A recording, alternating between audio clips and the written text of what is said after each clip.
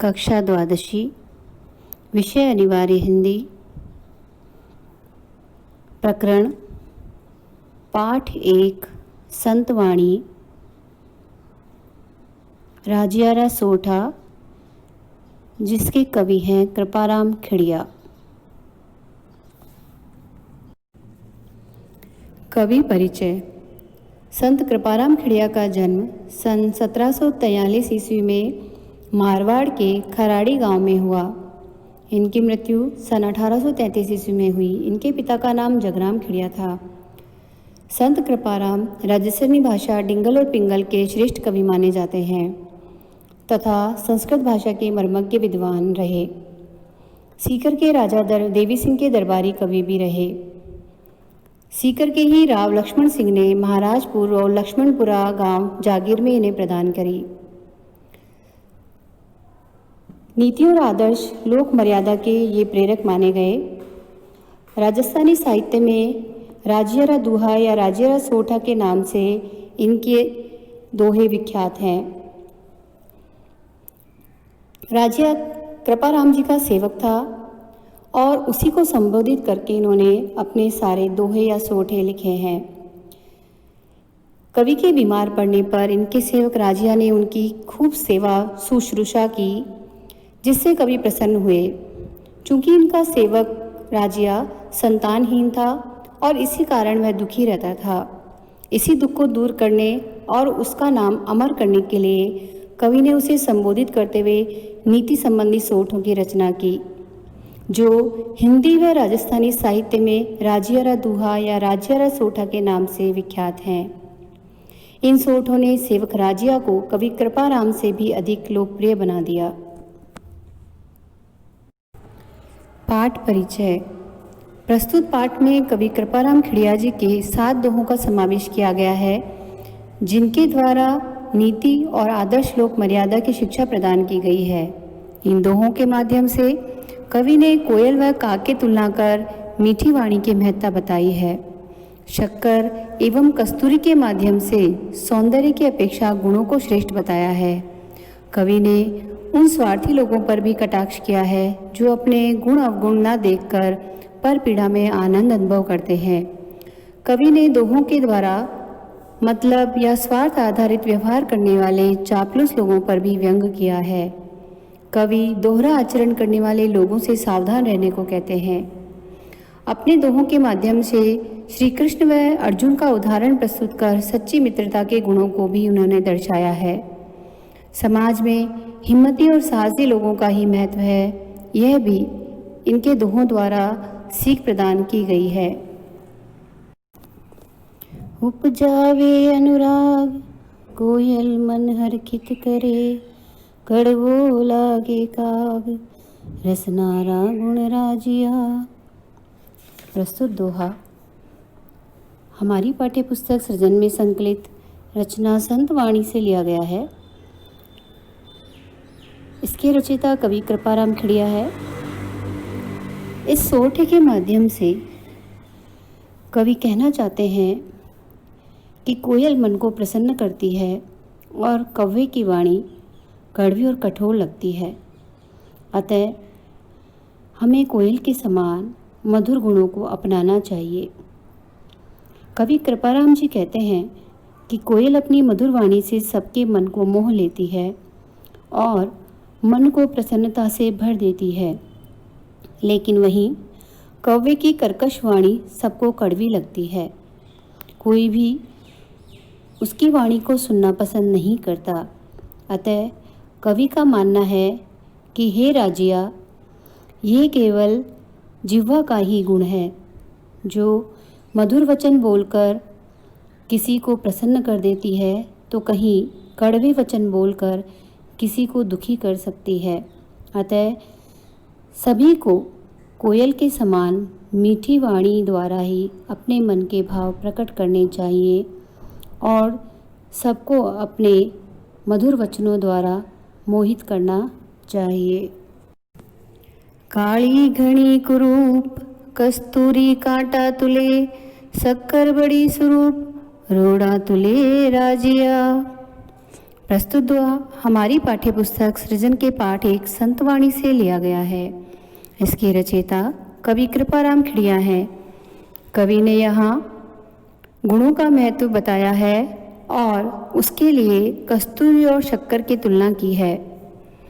कवि कृपाराम जी खिड़िया कहते हैं कि मृग से प्राप्त होने वाली कस्तूरी देखने में काली और कुरूप होती है, लेकिन उसे सोने और चांदी तोलने वाले कांटे से तोला जाता है, जबकि शक्कर देखने में सुंदर और सफ़ेद होती है, लेकिन उसे पत्थर के टुकड़ों से तोला जाता है। अर्थात समाज में रूप की सौंदर्य की अपेक्षा गुणों का अधिक महत्व होता है। कस्तूरी की सुगंध उसे अधिक मूल्यवान बनाती है, इसलिए कोई भी उसके रूप रंग पर ध्यान नहीं देता। अतः ये दोहा हमें सीख देता है कि सभी लोगों को बाहरी रूप रंग के सौंदर्य की अपेक्षा गुणों के महत्व को समझना चाहिए तथा बाहरी रूप रंग सुंदर होने से ही व्यक्ति या वस्तु मूल्यवान नहीं होती, उसके गुणों की ओर भी हमें ध्यान देना चाहिए। डूंगर जलती लाए जो वे सारो ही जगत, पर जलती निज पाए रति न सूझे राजिया।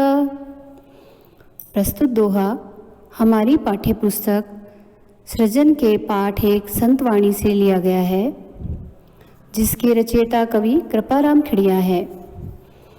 कवि ने इस दोहे के माध्यम से समाज के स्वार्थी और लालची लोगों के बारे में बताया है, जो सदैव दूसरों के दुख और कलह से प्रसन्न होते हैं तथा अपने गुण अवगुण की ओर नहीं देखते।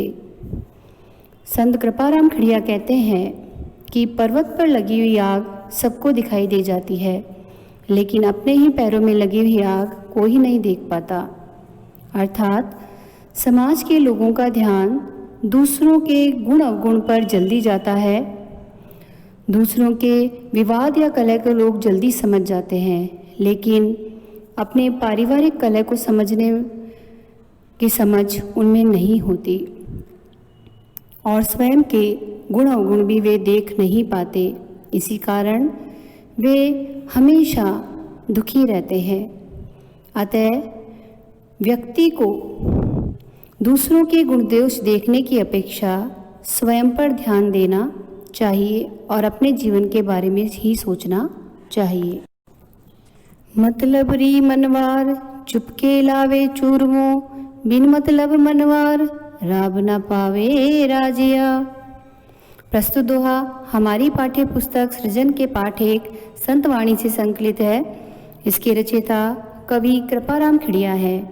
कवि ने यहाँ संसार के लोगों के स्वार्थपूर्ण व्यवहार को व्यक्त किया है और बताया है कि अपना स्वार्थ सिद्ध करने के लिए व्यक्ति कुछ भी कर सकते हैं। कवि कृपाराम खिड़िया जी कहते हैं कि संसार में लोग अपने मतलब का व्यवहार रखते हैं।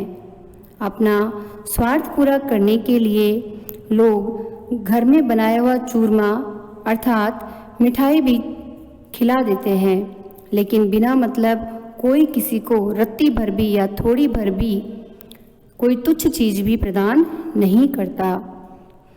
इसलिए कवि ने कहा है कि हे राजिया, ये संसार स्वार्थी लोगों से भरा हुआ है। यहाँ बिना स्वार्थ के कोई किसी को पूछता भी नहीं है।